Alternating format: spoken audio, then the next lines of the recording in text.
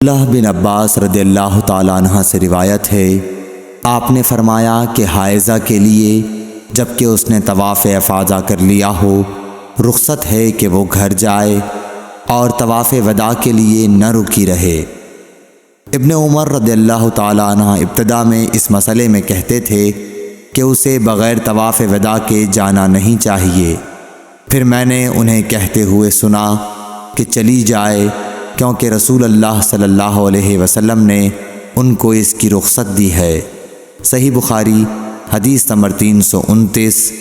عبداللہ بن عباس رضی اللہ تعالیٰ عنہ سے روایت ہے، آپ نے فرمایا کہ حائضہ کے لیے جب کہ اس نے طواف افاضہ کر لیا ہو رخصت ہے کہ وہ گھر جائے اور طواف وداع کے لیے نہ رکی رہے۔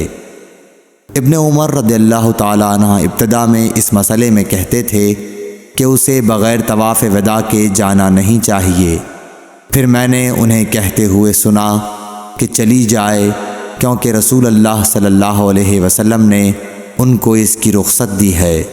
صحیح بخاری حدیث نمبر 330۔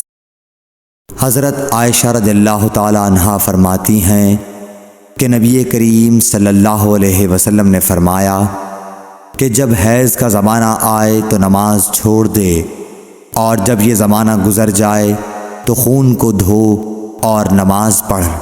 صحیح بخاری حدیث نمبر 331۔ سمرہ بنت جندب سے روایت ہے کہ ایک عورت ام کعب زچگی میں مر گئی تو حضور صلی اللہ علیہ وسلم نے ان کی نماز جنازہ پڑھی۔ اس وقت آپ ان کے جسم کے وسط میں کھڑے ہوئے۔ صحیح بخاری حدیث نمبر 332۔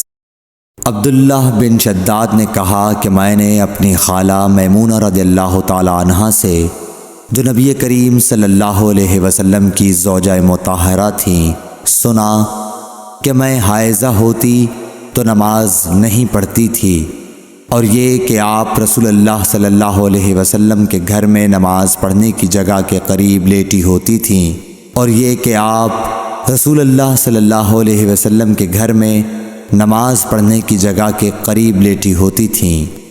آپ نماز اپنی چٹائی پر پڑھتے، جب آپ سجدہ کرتے تو آپ کے کپڑے کا کوئی حصہ مجھ سے لگ جاتا تھا۔